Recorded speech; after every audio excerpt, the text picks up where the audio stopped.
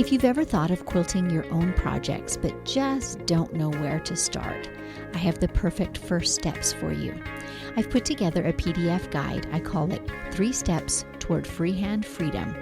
These are the baby steps, but they can help you move past your overwhelm and show you that yes, indeed, freehand quilting can be learned. So if you'd like to snag this PDF, there's a link in the show notes, or if you're an Instagram user, just message me 3 steps. That's the number 3 STEPS, and I'll send you that link. Let today be the day you get started. I mean, I'm one of 7 kids, so I have plenty of victims to wear the creations I create. I mean, whether they wanted them or not, they were all awful. Welcome to Measure Twice, Cut Once, the podcast where we hear quilters and other crafters' stories and draw encouragement and even life lessons from them.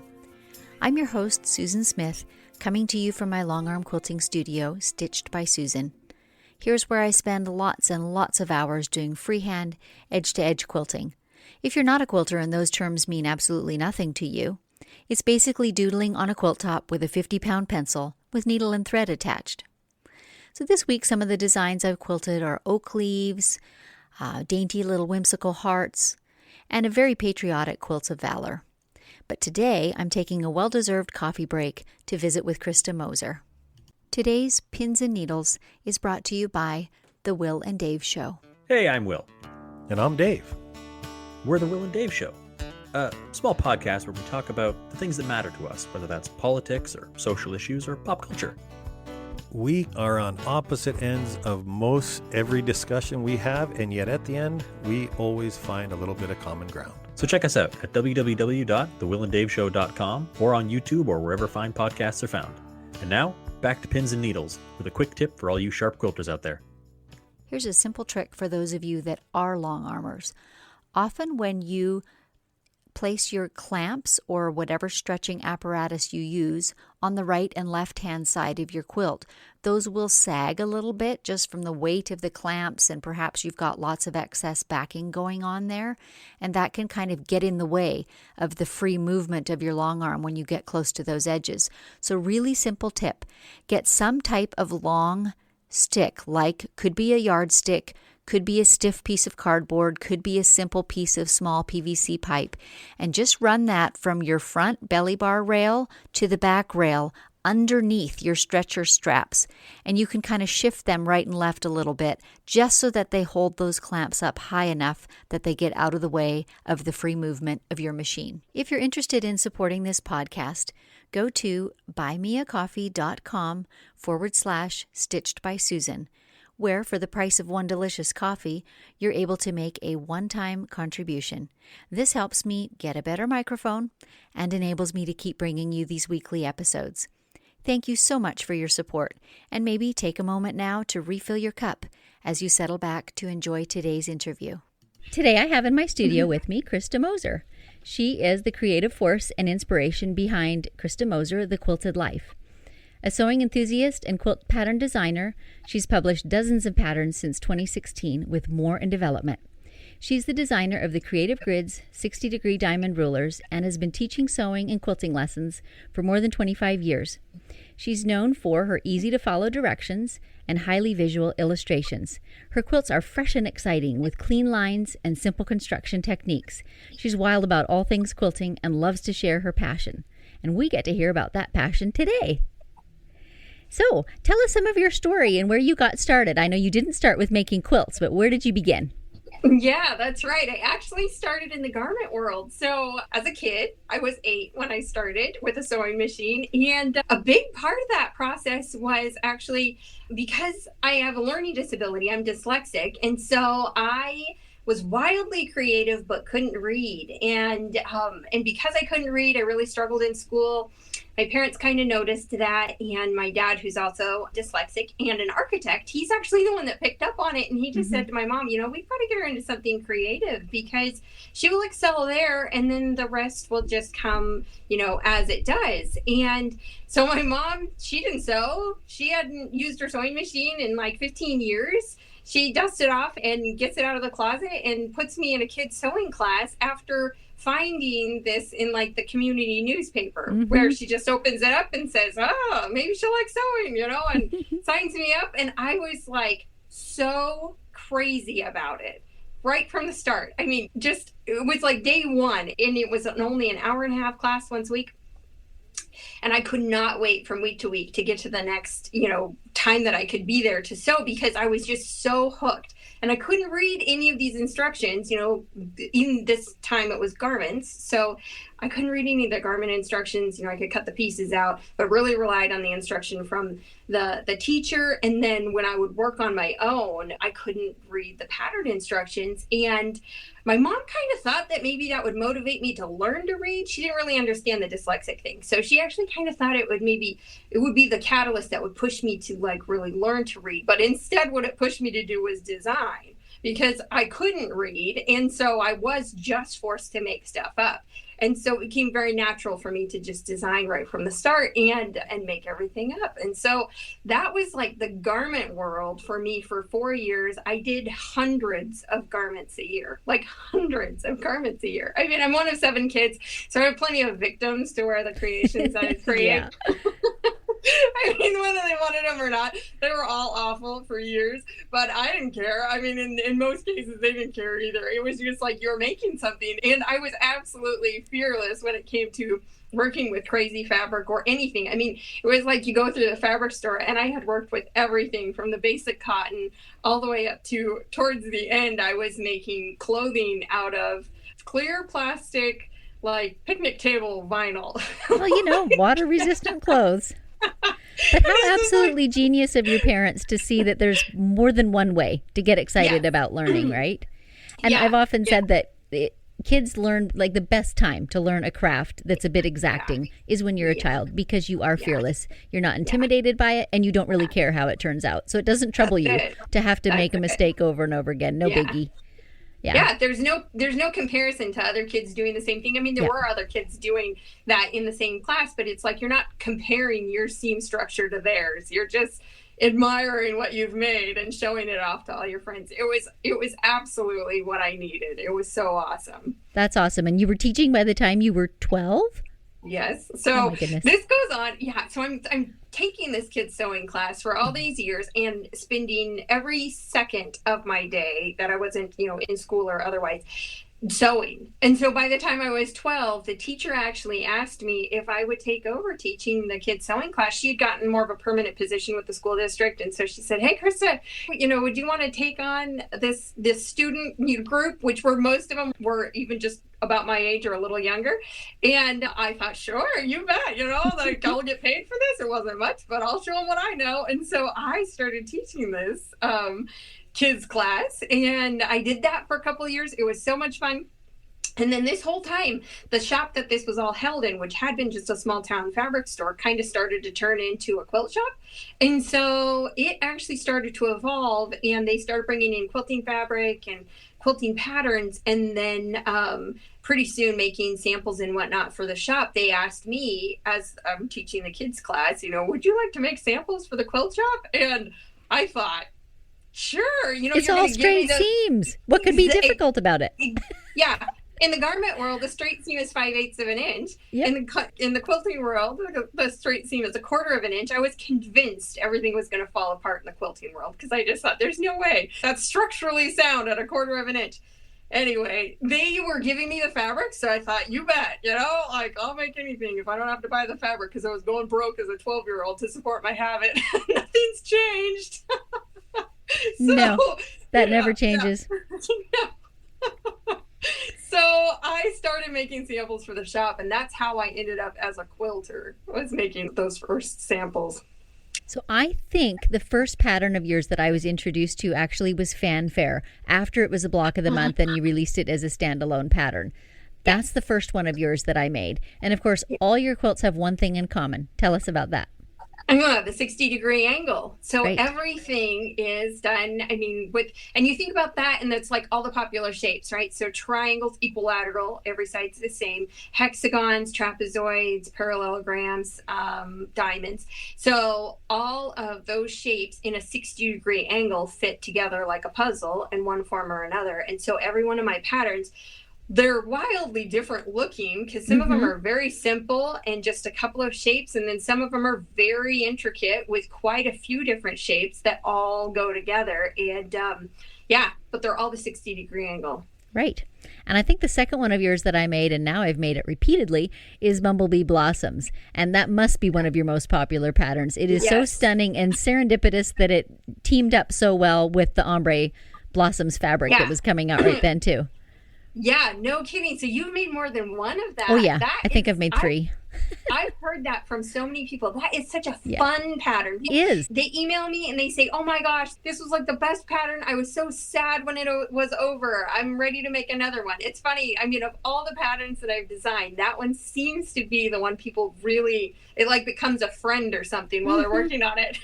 And it's a perfect example of the way so many of your patterns look complex. At first glance, looking at the picture, you're like, how in the world does this all come together? But when you break it down into the steps, easy peasy.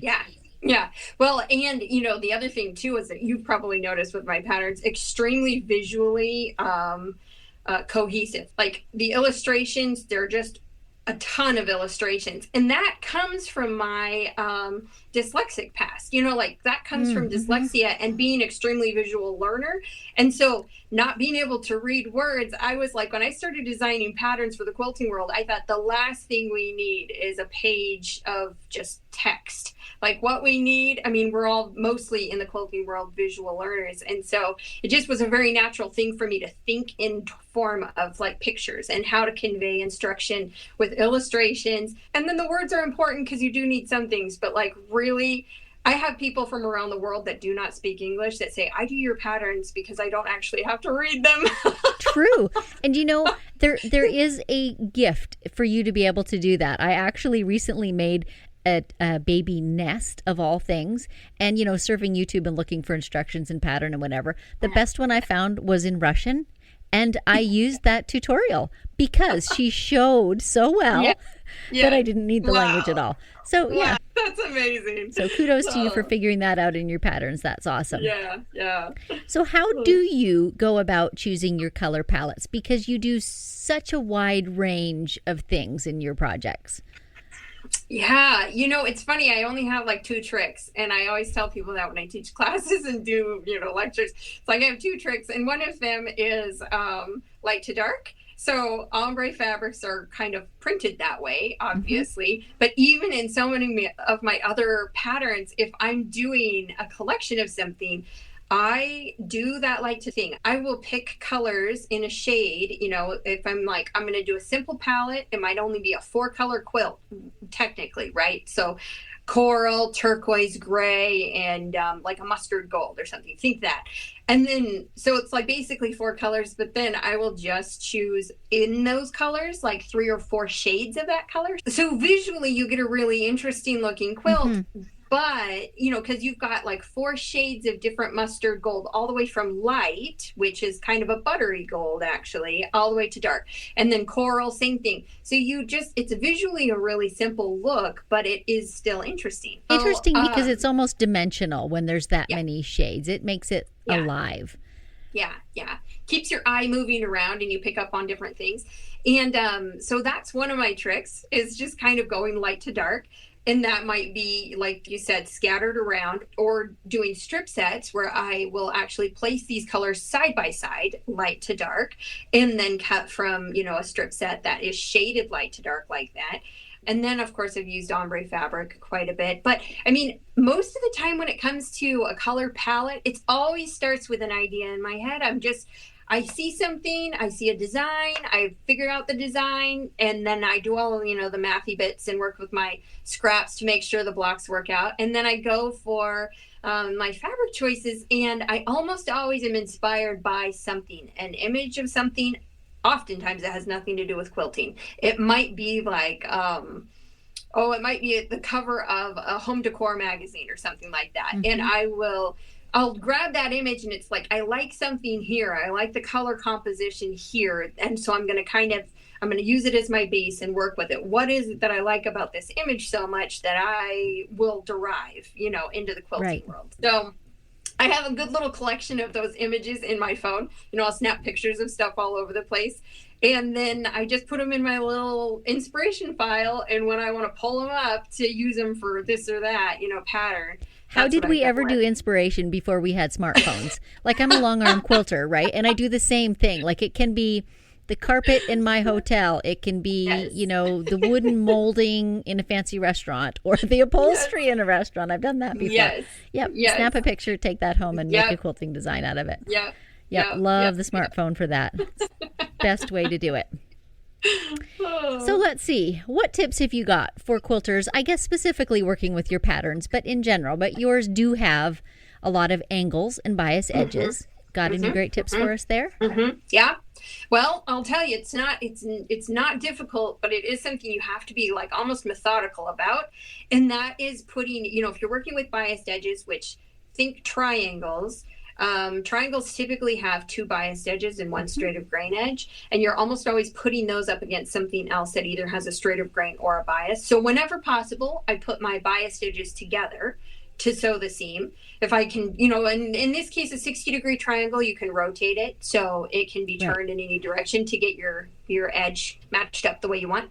But that's not always possible. So sometimes if it's bias meets straight, then definitely put your bias towards your feed dogs. And that is, just don't skip that step. Like doing that when you're piecing, people think it doesn't make that much of a difference. They say, oh, well, I starch my fabric, and that should do it. I'm telling you, it makes that much of a difference. I agree. And with so many things in quilting, like, it's a tiny difference, but multiplied 100 or 200 or 500 times across your quilt. That makes a difference. Yep. So that would be, as far as piecing with the angles like that, putting your bias toward your feed dogs, always.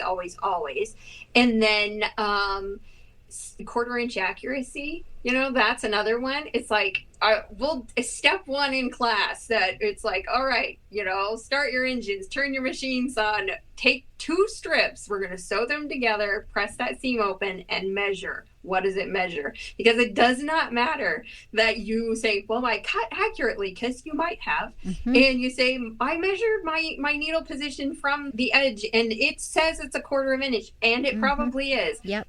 The die-hard, tried and true, is it the right size once sewn? Yeah, because honestly, even the tiniest variation in fabric type, like think of a lawn versus an Essex linen, that will make a lot of difference in your seam allowance once you fold it, in the seam. And so, like you say, sew it, press it, measure the finished result. Yes. That's it. It's the finished result. And so then we make adjustments from there. In every single class, it's like, that's the first thing I do. So I have it dialed in on my machine exactly where the needle is, and that's something that I know. But that is a thing especially when working with angles, because, you sew these triangles together and the edge can be off. If it's a needle width or a thread width or something, your edges won't line up anymore. And you go to sew that unit to the next unit, and it is a compounding problem. So those are pretty simple. And honestly, that's good for almost any quilt. It's just, what's the true measurement? So press, measure. Yep, exactly right. So let's see. You've covered how to prep quilts already. I do think that pressing is super, super critical, no matter what pattern you're doing. So got any tips for us? And like, do you use steam or not steam? Do you have a preference that way, or any other great tips for pressing? Yeah, well, I'll tell you, I never lost the love of steam from the garment world. I'm with you there. I'm agreeing. Yeah, I'm a hardcore steamer, and I get very flat blocks that way. Are you a clapper user? No. However, I do have a wool mat, and I just got like something like a clapper. It's, just, and I've only ever used it a few times, but I mean, I use steam on my wool mat, and I know they say you're not supposed to, but don't tell anybody. Well, I mean, I don't know that it kills it, but it does kind of smell nasty. That's right. Little barnyard going on. Yeah. So, but yeah, I steam, and then I use a little best press or some kind of like a light spray starch. Right. Once the block is finished, that's kind of when I do that. I don't typically do it like multiple times during piecing. But yeah, I steam, and I just am really cautious not to warp things, especially when working with strip sets. I have an ironing board cover that has grid lines on it, and so I will use that to lay my strip sets out on the grid lines, press them so they're very straight, the whole process. I'm not twisting them from side to side, which is a big problem if you're using steam. I confess I have not done that, gotten a grid on my ironing board, but I do have a rectangular ironing surface, and just having those straight lines is uber helpful for a quilter, because regular ironing boards are made for garments. They have curved edges on purpose, to fit inside armholes and things like that. They're not made for quilts. So the simplest rectangular surface covered in, a layer of batting and fabric will do, but that straight edge is a world of good. And not stretching. I think that's absolutely critical, not distorting things. So you're not ironing, you're pressing. So. Yep, that's right. Yeah, for sure. All right. Well, I am looking forward to seeing your new patterns that are in the pipeline, so to speak. I've got so many. Can you give us any clues or tips or any teasers? So I've got one that's actually done back from the printer and sitting, because I started it before Christmas and it had full intention of getting it out by the end of the year. That didn't happen. It's very seasonal, so it's going to wait till next year. Well, sometimes that happens. Now you're ahead of the game.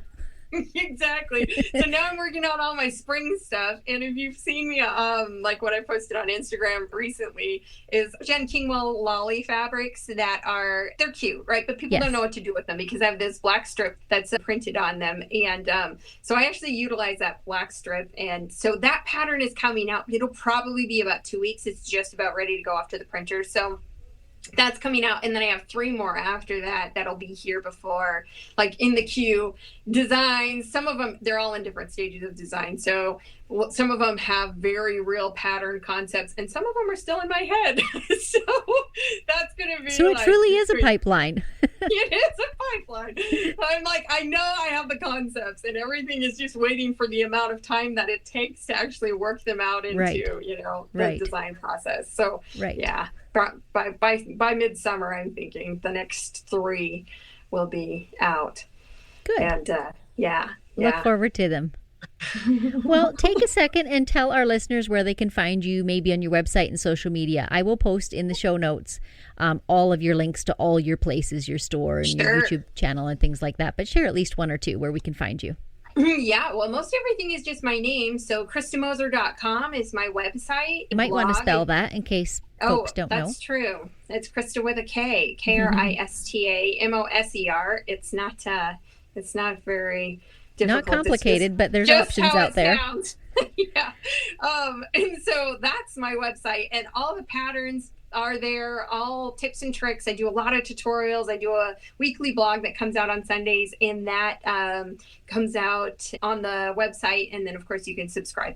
And also YouTube. That's something that I started this last year, I guess, probably a year ago, maybe a little more than a year ago. And it's just going great. I get to show like a lot of just sort of mini tutorial things. So that's my name too, just Krista Moser on YouTube. What else? Instagram. I'm thinking there's Etsy. I mean, if you're looking for patterns, Etsy. Etsy's the place to go, or your website. Yeah. Well, website probably. I think there's actually, unless you're a diehard Etsy user, but those. And I'm trying to think what else, but your website is great, because then you have the rulers there and stuff too, right? That's true. Yeah, I don't know if those are available on Etsy. So the website has more of that. Yeah, all the rulers. There's the mini and the large diamond, and honestly, those 2 rulers are so versatile. I mean, I use them for your patterns, obviously, but also for many other things, because as you say, the hexie, the rhombus, all those shapes are very popular right now. So they come in super handy. Yeah, I know. And you know what I like about it? So many people send me their creative ways that they're using them. So it's pretty clear to me, it's intuitive enough that people are like, I got it. And then they're able to go use it for something else. And that is a result. They're not relying on a pattern to show them exactly what to do with it. It's like, nope, I got the concept. This is great. So excellent. Yeah. Well, thank you so much. You have truly shared your passion for quilting with us today, and I appreciate you taking the time to be on the show. It was so fun. Thank you so much for having me. Thanks so much, Krista. Talk to you soon. Bye. And thank you for tuning into the show. For information on classes I offer or quilting services, please see my website, StitchedBySusan.com. If you're a long-arm quilter and looking for freehand tips, take advantage of the live and unscripted episodes on my Facebook page, Stitched by Susan. Replays are also available on my YouTube channel, also Stitched by Susan. And if pictures are your preference, check out my Pinterest galleries of edge-to-edge and custom quilting projects. All these direct links can be found in the show notes below. So until next time, may your sorrows be patched and your joys be quilted.